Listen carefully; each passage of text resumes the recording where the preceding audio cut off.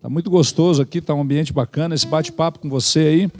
Eu espero que você esteja ligado, não se distraia, não se reprima, como dizia aquele grupo de pastores dos anos 80, não se reprima, não se reprima.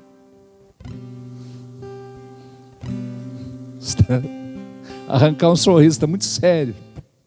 Aleluia. Livro de Atos, meu Deus. Vou começar a gravar aqui uma série de estudos sobre o livro de Atos. Eu espero poder começar a gravar a partir de amanhã. E eu tenho certeza que nós seremos todos muito edificados. Glória a Deus, meu Deus do céu. E eu vou começar pelo começo. Glória a Deus. E no fim nem orei, meu Deus, não orei por você, pelas finanças. Pai amado, em nome de Jesus, nós queremos agradecer por cada um dos dizimistas, dos ofertantes, daqueles que têm ofertado as missões, daqueles que têm trazido alimentos, trazido roupas, Senhor, para que haja mantimento na casa do Senhor. Pai, nós abençoamos cada vida, abençoamos cada celeiro, abençoamos as sementeiras, em nome de Jesus. E Pai amado, o Senhor é o que repreende o devorador e é o Senhor que abre a janela dos céus e derrama bênçãos sobre medida sobre cada família. Pai, abre, Senhor, as janelas dos céus e derrama bênçãos sobre cada família, sobre cada casa, para que haja, Deus, a abundância, para que haja sempre o suprimento, que haja saúde, que haja paz, que haja prosperidade. Nós oramos, declaramos a bênção e a prosperidade do céu sobre cada ofertante, cada dizimista, em o nome do Senhor Jesus. Amém? Aleluia.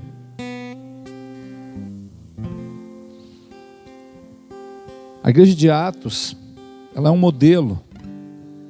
Ela é um modelo para nós no funcionamento, é um modelo para nós de dedicação e uma série de coisas. Mas nós estamos vivendo hoje a igreja de Apocalipse. Nós já estamos no final. Mas ainda assim uma referência de funcionamento é a igreja de Atos.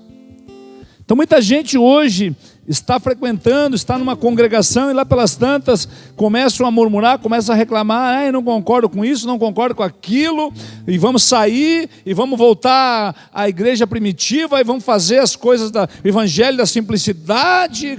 Que legal, bacana, e é isso, nós precisamos voltar ao evangelho da simplicidade. E o que é o evangelho de simplicidade? O que é a igreja de Atos?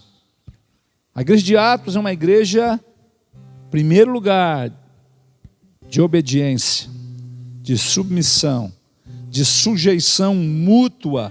A igreja de Atos é uma igreja que dá, que não retém, que não tem um escorpião no bolso. Às vezes o irmãozinho está reclamando, aí não concordo, mas também não se coça, não coopera, não dedica seu tempo, não abre seu armário para trazer um alimento, não dedica seu tempo para levar, mas critica a igreja de Atos. O que é a igreja de Atos? Para você entender. Capítulo 1, a igreja de Atos, começa pelo capítulo 1. E a igreja de Atos não termina, o livro de Atos não acaba. Por quê? Porque eu e você estamos escrevendo o livro de Atos.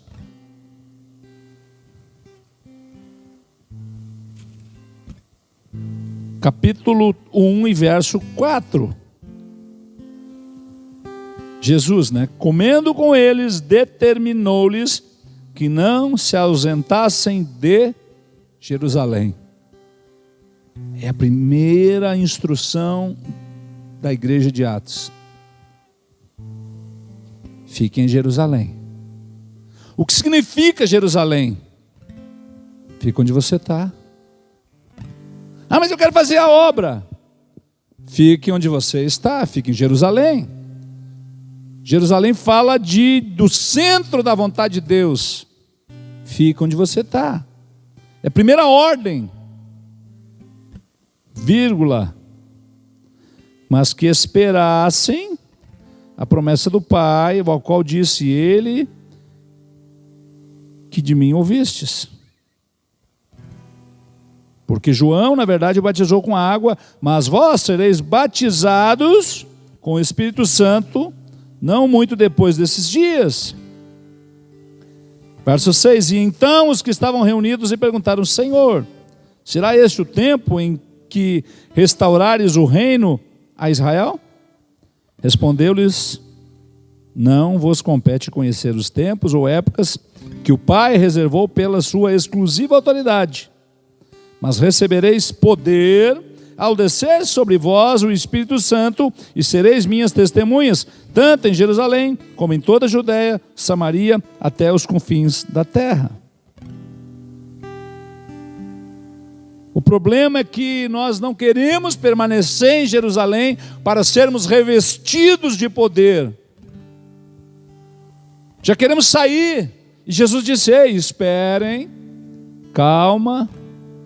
Aqui Jesus já ressurreto está com eles. Então a igreja de Atos começa com um permanecer até que sejamos revestidos, até que sejamos preparados, até que sejamos adestrados.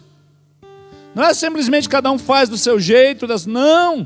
Jesus chamou eles: Ei, escutem, permaneçam.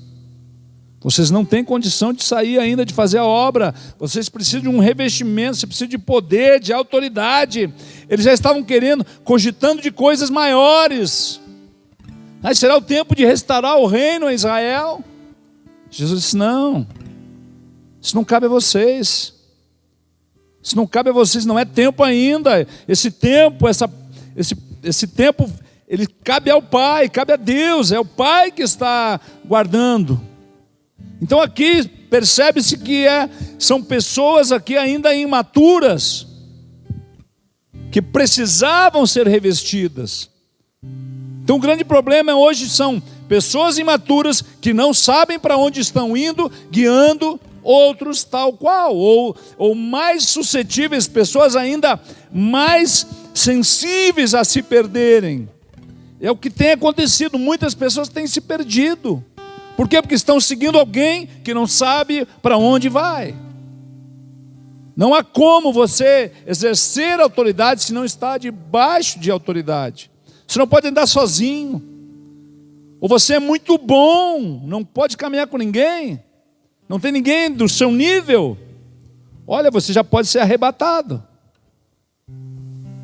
É isso que nós precisamos entender. Eu preciso de pessoas. Preciso de pessoas ao meu redor. Eu preciso de escutar. Ainda que eu seja o pastor presidente aqui do Ministério Meu Irmão Porto Alegre. Por mais que a alma queira andar sozinha, mas eu não posso. Eu preciso ouvir, parar para ouvir. Preciso ouvir conselhos, eu preciso de instrução. Por quê? Porque não há como caminhar sozinho. Igreja é isso. Porém, a igreja de Atos, ela vai dando uma sequência aqui. Esses homens, eles permaneceram, foram cheios do Espírito Santo. Bom, agora Jesus, ele é assunto ao céu. E eles ficam olhando. Ficam olhando. Até que vem um anjo e diz: Ei, acorda. O que vocês estão olhando? Do mesmo jeito que ele foi, ele voltará. E agora sim, esses homens revestidos pelo Espírito Santo, eles se olham e dizem: puxa vida, estamos só entre 11. Nós precisamos escolher alguém para que se cumpra as Escrituras. E aí eles buscam a Deus, buscam direção, escolhem Matias. Agora eles estão revestidos, mas ainda não havia se derramado numa maior quantidade, o maior número de pessoas. Então a igreja de Atos, eles se reúnem, eles estão permanecendo em oração. Capítulo 2 diz: ao cumprir-se o dia de Pentecostes, estavam todos reunidos no mesmo lugar. Reunidos no mesmo lugar. Quando nós estamos reunidos, a bênção de Deus vem sobre onde há unidade, onde há um coração, um só coração. O Senhor vem. E de repente veio do céu um som como de vento impetuoso e encheu toda a casa onde estavam assentados, e apareceram distribuídas entre eles línguas como de fogo. E pousou uma sobre cada um deles. todos ficaram cheios do Espírito Santo e passaram a falar em outras línguas, segundo o Espírito lhes concedia que falassem. Veja bem, verso 5. Ora, estavam habitando em Jerusalém judeus, homens piedosos, vindos de todas as nações debaixo do céu. Quando, pois, se fez ouvir aquela voz, afluiu a multidão, que se possuiu de perplexidade, porquanto cada um os ouvia falar na sua própria língua. Estavam, pois, atônitos e se admiravam, dizendo: vede, não são porventura galileus todos esses que aqui estão falando? E como os ouvimos falar cada um em nossa própria língua materna? Somos partos, medos, elamitas, os naturais da Mesopotâmia, Judéia, Capadócia, Ponto, Ásia, Frígia, Panfilha, do Egito, das regiões da Líbia, das imediações de Cirene, romanos que aqui residem, tanto judeus como prosélitos, cretenses, arábios, como os ouvimos falar em nossas próprias línguas as grandezas de Deus? Todos atônitos e perplexos interpelavam uns aos outros o que quer dizer. Outros, porém, zombando, diziam: estão embriagados. Veja bem que esses homens tinham um chamado. Jesus tinha dito para os 11, aqui não é apenas os 11, aqui já são uma grande quantidade. E cada um recebe sobre si, recebe um batismo e começa a falar em idiomas diferentes, ainda que a maioria era aqui judeus, e quem não era judeu era seguidor do judaísmo, eram prosélitos. Mas como eles eram nascidos em outros países, aqui no Brasil, há muitos judeus falam português, óbvio. Eles precisam aprender o hebraico, por quê? Porque nasceram aqui, precisam aprender o idioma da origem deles, mas são brasileiros da terceira, quarta geração, como era nesse tempo. Por quê? Porque eles se dispersaram e aí agora falavam grego, falavam latim, falavam outras línguas. E aí eles viram aqueles homens iletrados falando no idioma deles. Como assim? Eles mal falam aramaico, mal escrevem alguma coisinha em grego, e agora eu vejo eles falando fluentemente na minha língua. Como assim? E falando dos mistérios de Deus, as grandezas de Deus. Mas lembre-se que lá no capítulo 2 Jesus tinha dito: ei, vocês serão revestidos de poder, vocês serão minhas testemunhas. E aí ele diz: olha, tanto em Jerusalém, como na Judéia, como Samaria, como nos confins da terra, agora sobre eles há um revestimento e uma capacitação para que eles façam a obra. Então veja bem, não é de qualquer jeito. Uma coisa é você querer fazer o que é certo. O que é certo? O ID é certo. Mas quando que eu devo fazer o ID? Quando você estiver revestido de poder. Quando você souber para onde você está indo. Quando você souber realmente qual é a instrução, o que você deve fazer, como fazer e o tempo. Porque às vezes você pode estar fazendo a coisa certa, mas da forma errada e do tempo errado. Muita gente querendo abrir igreja. Abrir igreja é certo? Claro, é certo. Ainda que você diga: como assim? Não, o certo é ser igreja. O ser igreja pode ser também reunir as pessoas num prédio. Aí eu alugo o prédio, mas não é abrir uma empresa. Empresa eu abro. Pelo celular hoje você registra um MEI, rapidinho. Mas uma igreja, ela não se abre, ela nasce. Mas para que uma igreja nasça saudável, ela precisa ser gerada no coração de Deus, no coração de uma liderança. Há um amadurecimento e há um tempo exato que nós vamos nos mover para isso, e a igreja vai nascer. Não é como a empresa. Então muita gente está fazendo o que é certo do jeito errado, do tempo errado, e aqui o Senhor está alinhando o Cronos com o Kairos. E aí vem sobre eles um aion de Deus, vem um batismo, vem um revestimento direto, um poder sobrenatural, e os capacita para que eles vão às nações falando no idioma daquelas pessoas. Eu imagino que esse batismo aqui, Há um batismo em línguas onde você fala línguas estranhas. E há um batismo que você fala novas línguas. Duas coisas diferentes. O que é língua estranha? Língua estrangeira. Palavra estranha, estrangeira tem a mesma raiz. Então, língua estranha é você falar em língua de um outro país, um outro idioma. E novas línguas, nova é porque é nova. Nova é porque não tem, é nova. E aí você está falando, nós costumamos dizer que é na língua dos anjos. Mas são coisas diferentes. Então há testemunho de pessoas que foram a algumas nações e de repente lá em meio a pessoas estrangeiras, outros povos, falavam normalmente como se estivesse falando em português e lá em africâns, um exemplo. E a pessoa começou a falar e o outro respondia em africâns, e ele em português, em africâns. Daqui a pouco ele disse, mas peraí, eu estou falando em africâns? Deus deu esse idioma estranho. Isso acontece. O que não me priva de estudar, me preparar para isso.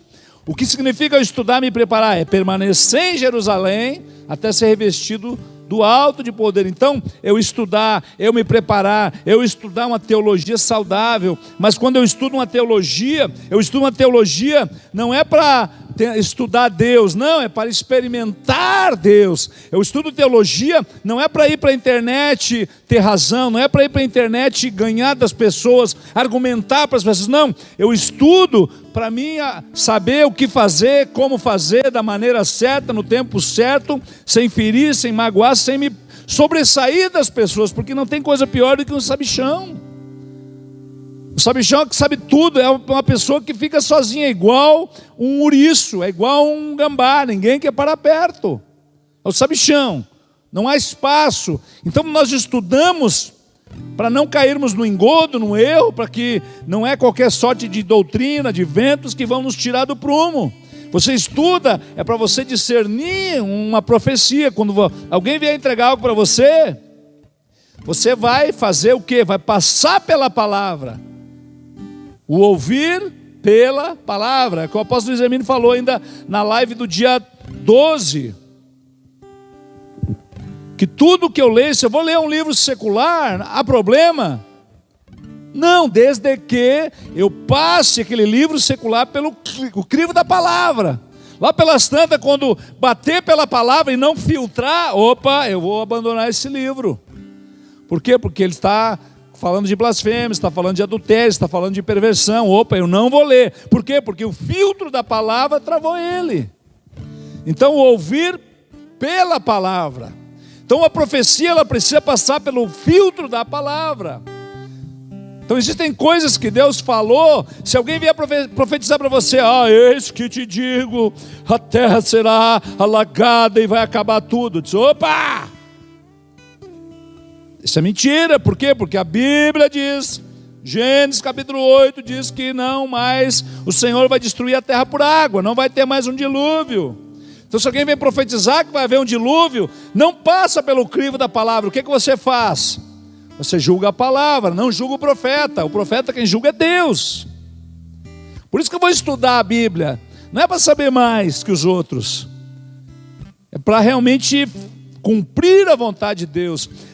Quando nós, mas pastor, a igreja de Atos eram homens iletrados, o senhor leu ali homens iletrados, eu li homens iletrados. Agora, se você estudar acerca da cultura judaica, do período de Cristo e antes, você vai aprender que os meninos, eles eram educados, ensinados nas escrituras. Então, você pega lá um menino de 7, 8 anos pela mão, e ele ia recitar o Pentateuco, os profetas, salmos. Essa é a diferença de homens iletrados de Atos. Não compare com homens iletrados dos nossos dias. Hoje nós temos aí centenas não, 40%, 50% de pastores que nunca leram toda a Bíblia. E isso é homem iletrado. Pastor, mas é o Espírito Santo. Não, o Espírito Santo vai fazer você lembrar das coisas que você leu, estudou. O Espírito Santo não é seu empregado. Você precisa, como é que conhece a Deus sem ler? 40% de pastores que se dizem pastores não leram toda a Bíblia. Mas é que a igreja de Atos eram homens iletrados. Homens iletrados não eram homens eruditos no ensino. Por quê? Porque havia vários níveis de pessoas. Mas qualquer menino, nos dias, eles eram ensinados nas Escrituras. Então o básico todos sabiam. O básico que os discípulos sabiam era, olha, o nível de alta teologia hoje. Então Jesus, quando está com os discípulos, Jesus não veio dar aula de teologia. Jesus veio apontar para um reino vindouro. Jesus não precisou ensinar os mandamentos, porque eles já sabiam de cor. Eles já sabiam de cor as Escrituras. Jesus não ficou ensinando para eles, no princípio criou Deus os céus e a terra. Não! Eles sabiam. O grande problema hoje é que as pessoas não sabem o básico e querem sair para os confins da terra. As pessoas dizem que tem um chamado missionário, mas não vão entregar marmita na esquina. Isso não é chamado missionário. Então, homens iletrados, eles conheciam as Escrituras. Eles sabiam as Escrituras. Nos dias de Jesus, veja bem, quando nos dias dos reis, você pega lá o rei Josias, ele foi escolhido um menino, 8 anos. 8 anos ele não sabia de nada, ele era cuidado por tutores. Enquanto é menor, ele era tão incapaz quanto um escravo, ainda que rei. E aí ele cresce. Quando ele tem lá seus 20 e poucos anos, ele começa a adquirir maturidade e ele manda os seus homens limparem o templo. E quando eles estão limpando o templo, eles encontram o rolo da lei. E aí os escribas leem para o rei e o rei enlouquece. Meu Deus, nós estamos perdidos, nós estamos tudo desviados, nós estamos tudo endemoniados, nós estamos ralados. Clama a Deus, eles chamam a profetisa, ele não tinha nem quem chamar.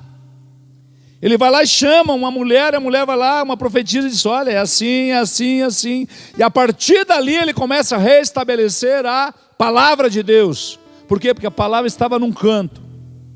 Agora veja bem, Jesus, quando ele vem, Jesus não precisou restabelecer a palavra estava sendo lida como nunca. Não havia falta de palavra. O problema é que além da palavra escrita, havia uma tradição dos fariseus, e essa tradição oral acabava sobrepujando a palavra escrita. Então a briga de Jesus era que a tradição deles estava às vezes acima da palavra escrita. Esse era o problema. Mas não que Jesus precisou ensinar o básico para eles, eles sabiam. E eles usavam muitas vezes as Escrituras para enfrentar Jesus. Então veja que nos dias de Cristo, ele não veio ficar dando aula do Pentateuco, não, eles já sabiam. A igreja de Atos, esse período aqui é bem depois, quando Jesus vai ao céu, os próximos acontecimentos, quando Paulo começa já a aparecer a partir do capítulo 6, capítulo 7, já haviam passado vários e vários anos, porém esses homens iletrados no sentido de que eram pescadores, homens simples, porém eles conheciam as Escrituras. Então não há como você querer estabelecer uma igreja de Atos sem conhecer as Escrituras. Então iletrados aqui significa que eram homens simples, mas não que não conhecessem a palavra de Deus. Então tem muita gente querendo sair para os confins da terra, se não conhece, não leu nem a Bíblia. Outro dia um irmão me pergunta, pastor, eu quero fazer um curso tal, ZYK 275 de teologia com um fulano que é bênção. Eu digo, realmente é bênção. Gosto dele sim. Irmão, você já leu toda a Bíblia? Não, pastor. Então vamos fazer assim, lê toda, depois a gente volta a conversar. Glória a Deus, o irmão acatou. Mas há irmãos que, eu não vou sair desse pastor opressor, me oprime, eu vou para a igreja primitiva de Atos, sem ler toda a Bíblia, não vai nem na esquina. Por quê? Porque você está indo para onde você não sabe e levando pessoas junto. Claro que é fácil não ler. Então, iletrado não é que eles não conheciam, eles conheciam. Jesus não precisava ficar ensinando acerca do que já estava escrito. Jesus começa a ensinar eles a escrever uma nova história, uma nova aliança, sem cancelar, sem anular a primeira. Ainda que Gálatas diga que aquela que a lei estava caduca, o caduca que Paulo fala aos Gálatas trata-se de algo que não estava mais resolvendo os problemas, mas não estava anulando, dizendo que a cobiça não era mais pecado, que o adultério não era mais pecado, continua sendo. Os preceitos da lei não mudam. O que era pecado no Antigo Testamento é pecado no Novo. Ai, pastor, mas a graça não é papel higiênico. Graça é um favor imerecido. A graça, ela nos leva a um lugar de nós nos achegarmos confiadamente na presença, sem mais a necessidade de um sumo sacerdote se compadecer dos nossos pecados. Por quê? Porque antes o sumo sacerdote sacrificava por ele, para que ele também não morresse e não fosse fulminado. E aí ele ia interceder por nós, mas ele não se compadecia de nós, porque ele tinha os pecados dele. Agora quem se compadece de nós é Cristo, porque ele é o sacrifício vivo, ele se sacrificou. Mas agora, essa nova aliança, essa caducidade da letra, fala de que nós temos uma aliança diferente, que eu e você comparecemos perante o Senhor, sem o medo de sermos fulminados. Então, nos dias do templo, havia o átrio, era um pátio. Ali no pátio era gendarada. Não havia muito critério naquele pátio. As pessoas vinham com gado, com sacrifício, entrando de qualquer jeito, mas havia um lugar santo. Opa! Lugar santo já é um lugar já da sujeira, do sacrifício. Ali eles matavam gado, ali eles sangravam, ali eles preparavam as bacias para depois poder ter acesso ao santíssimo lugar. Havia uma cortina. Ali não era qualquer um de qualquer jeito, eles enchiam de fumaça, de incenso, entrava de 4 pés, com uma corda na cintura, com sinetas. Por quê? Porque se morresse, eles iam arrastar para fora o morto. Agora você entra na presença, você não precisa de uma corda na cintura. Você não precisa ter medo de ser fulminado. Ainda que você esteja em pecado, você entra confiadamente na presença dele. Mas a letra que Paulo está dizendo justamente é que agora não conseguia mais atender os anseios de Deus e do ser humano, porque a lei apontou um caminho, a lei disse o que era errado, a lei estabeleceu limites de proteção, limites bons que mantiveram o homem até os dias de Jesus. Então Jesus vem. Não precisou fazer como Josias, como o rei Ezequias, como tantos reis que tiveram que restabelecer a palavra, fizeram cultos de Páscoa, tiveram que chamar os sacerdotes, tiveram que arrancar os postes ídolos do templo. Não! Jesus não precisou fazer isso. Jesus vem num período onde a palavra estava ali. Porém, esta palavra, ela estava sendo cumprida numa íntegra, aquilo que nós lemos no capítulo 23 de Mateus. Ei, vocês dão o dízimo até do cominho, da hortelã, vocês dão dízimo de centavos, mas negam os preceitos mais importantes, misericórdia, a fé, o amor. Então Jesus vem trazendo esses preceitos, que estavam sendo negados pela lei.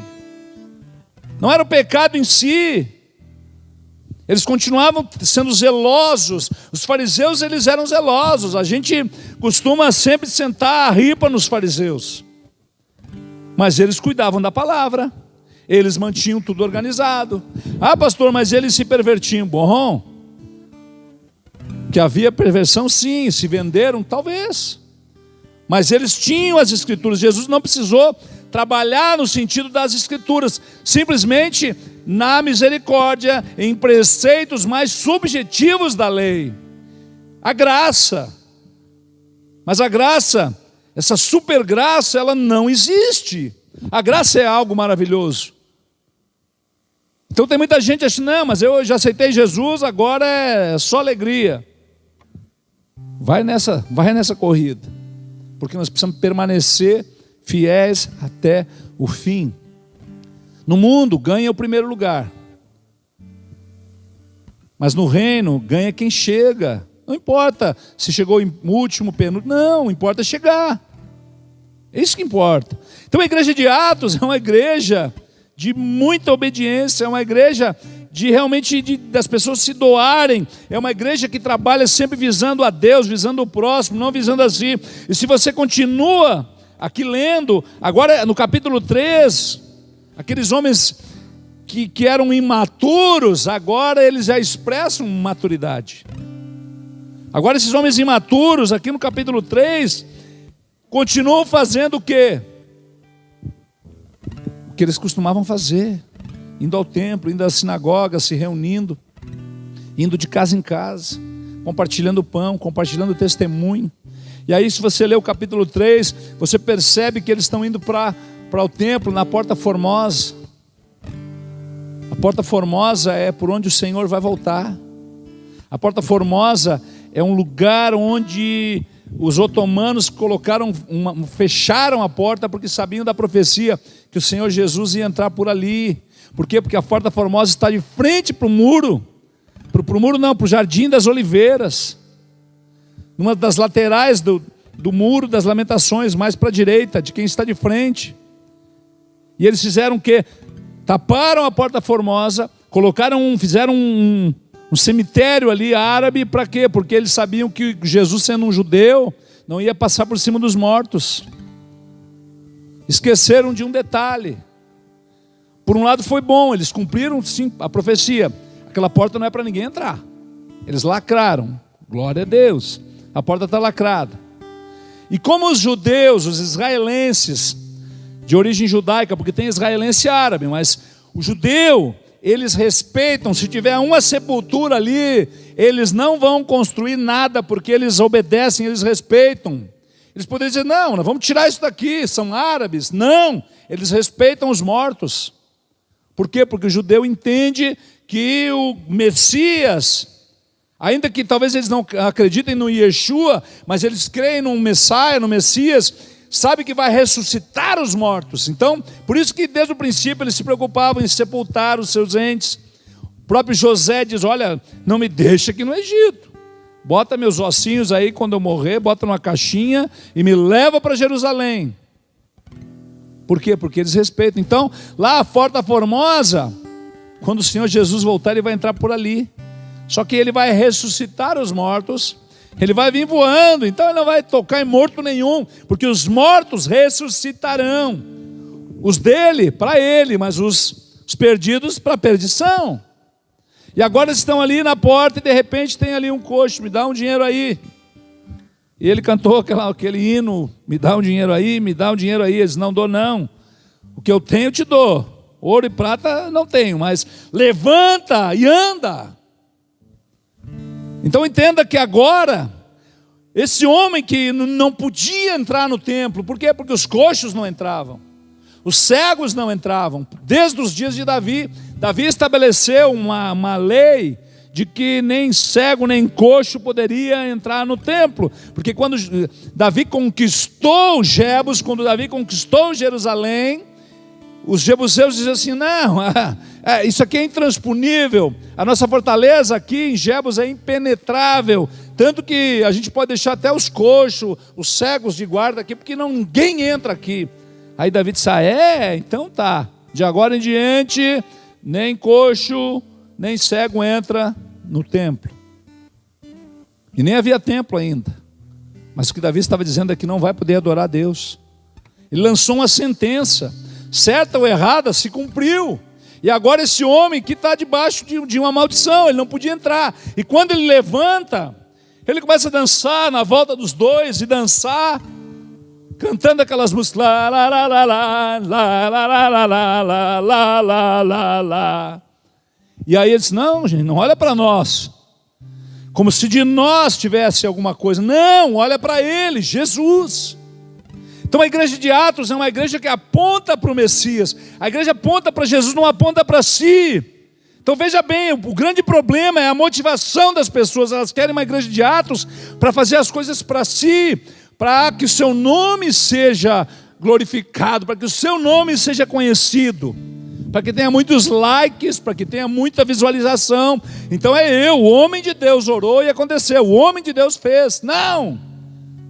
Ele diz, não, olha para nós, olha para Jesus. Agora a igreja, a população tem que olhar para nós na hora de fazer o que tem que ser feito.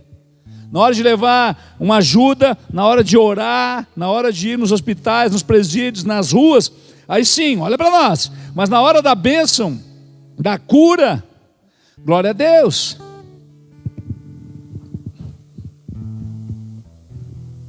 Agora esses homens aqui que há 2 capítulos atrás eram imaturos, queriam saber quando que seria restabelecido o reino.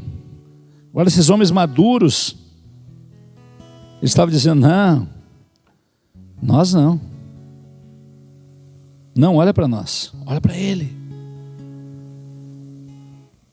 Verso 11, apegando-se ele a Pedro e João, todo o povo correu atônito para junto deles, no pórtico chamado Salomão. À vista disto, Pedro se dirigiu ao povo dizendo, israelitas, por que vos maravilhais disso? Por que fitais os olhos em nós, como se pelo nosso próprio poder ou piedade o tivéssemos feito andar? O Deus de Abraão, de Isaac e Jacó, o Deus dos nossos pais, glorificou o seu servo Jesus, a quem vós traístes, negastes perante Pilatos. Este havia decidido soltá-lo, mas vocês, Pilatos tinha dito, soltem, vocês disseram, não, crucifiquem-no. Vós, porém, negastes o santo, justo, e pediste que vos concedessem um homicida. De Sarte mataste o autor da vida, a quem Deus ressuscitou dentre os mortos, do que nós somos testemunhas. Pela fé em nome de Jesus é que esse mesmo nome fortaleceu a este homem, que agora vedes e reconheceis. Sim, a fé que vem por meio de Jesus deu a este saúde perfeita. Aqui já vê a maturidade, já vê como a formação desses homens agora. Ele diz, não, nós não, foi Jesus, o mesmo que vocês mataram. E ele continua. E agora, irmãos, ele chama todo mundo de ignorante. Aqui Pedrão lava a alma. E agora, irmãos, eu sei que fizesse isso por ignorância, seus ignorantes. E como também as vossas autoridades. Mas Deus assim cumpriu o que dantes anunciara por boca de todos os profetas, que o seu Cristo havia de padecer. Arrependei-vos, pois, e convertei-vos para serem cancelados os vossos pecados, a fim de que da presença do Senhor venham tempos de refrigério, e que envie ele o Cristo, que já vos foi designado Jesus, ao qual é necessário que o céu receba até os tempos da restauração de todas as coisas, de que Deus falou por boca dos seus santos profetas desde a antiguidade. Veja bem, 2 capítulos antes, ele estava dizendo, Senhor, agora é o tempo de resgatares, de restaurares o reino a Israel. Jesus disse, não é, vocês não cabe a vocês, não cabe a vocês, quanto a tempo, quanto a restauração. E agora aqui, um pouquinho depois, Jesus está dizendo, foi necessário, para que se cumprisse, que os profetas já haviam apontado que o Cristo ia padecer. E também é necessário que os céus retenham Cristo até a restauração de todas as coisas. Então a restauração de todas as coisas, ela não começa de Jerusalém. A restauração, ela começa agora dos confins da terra, de uma igreja missionária que foi para os confins da terra e que está voltando, convergindo para Jerusalém. Então a restauração do mundo ocidental, do mundo gentil, começou antes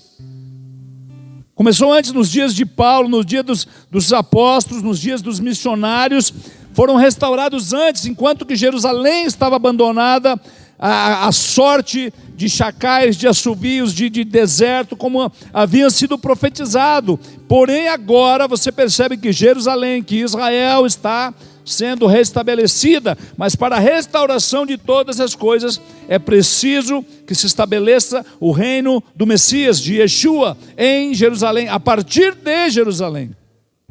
Então nós estamos muito próximos à restauração de todas as coisas. Papel da igreja gentílica, mas também papel da igreja de Cristo judaica. Nós trabalhamos juntos, mas aqui o problema Alguma coisa que acontece em Atos é a ruptura da igreja gentílica, da igreja judaica. Esse foi um problema. A igreja se desliga, a igreja gentílica se desliga da igreja judaica e nós nos perdemos no romanismo. E a igreja judaica por si, perseguições e tantas coisas, também ela se dispersa, se perde por um período, desaparece praticamente e permanece uma igreja gentílica. Porém agora a igreja judaica cristã, temente a Yeshua, está sendo restabelecida, tanto em Jerusalém, como Samaria, como nos confins da terra. Então agora nós nos aproximamos desse período de restauração de todas as coisas, ou seja, a igreja gentílica do lado de cá e a igreja judaica do lado de lá, porém nós precisamos trabalhar juntos, numa convergência que aponta para Cristo Jesus. Então esses dias estão acontecendo. Então quando nós falamos em igreja de Atos, é muito mais complexo. Não é tão simples como um evangelho. Evangelho simples. O evangelho é simples. Jesus é simples. Mas não confunda simplicidade com banalidade. Não confunda simplicidade com desleixo, com desorganização. Eu quero continuar falando, eu quero gravar algumas aulas acerca do livro de Atos. Por quê? Porque nós precisamos ser instruídos. Porque o povo perece por falta de conhecimento. Nós queremos cooperar com o Espírito Santo de Deus para que realmente nós nos alinhemos com a vontade perfeita de Deus, não a permissiva. Deus permite sim, você tem livre-arbítrio, você faz o que quer. Mas Deus quer que você entre na vontade perfeita. A vontade perfeita não é que Deus falou comigo, aí começa a fazer um negócio. Aí vou abrir um trabalho, aí se reúne ali numa meia dúzia de pessoas. Dali um mês, Deus falou comigo, não é ali. Aí faz outra coisa. Aí você encontra a pessoa dali um ano, onde é que você está? Não, eu me mudei para Santa Catarina. Deus falou comigo. Meu Deus. Deus está toda hora mudando de... Não, Deus não é homem para que minta, nem filho do homem para que se arrependa. É sim, sim ou não, não. O problema é a alma gritando, é a alma falando. Pessoas que batem em pé, não, Deus falou comigo.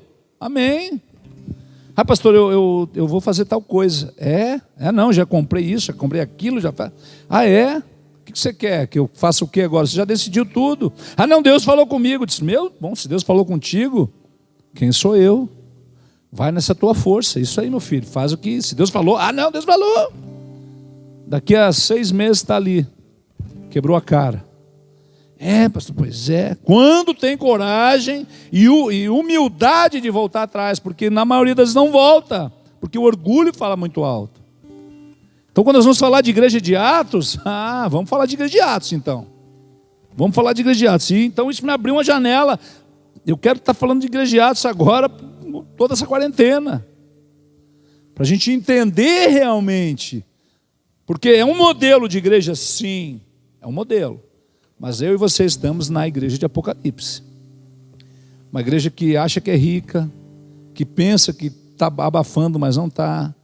Uma igreja que tem se feito conchavos. E nós precisamos nos livrar de tudo isso. Por quê? Porque a igreja que Jesus vem buscar é uma igreja linda, maravilhosa, sem mácula, sem mancha, abençoadíssima. E somos nós, eu e você. Então nós precisamos nos alinhar com a vontade perfeita de Deus. E a vontade perfeita de Deus, você sabe quando Deus pede alguma coisa, dói.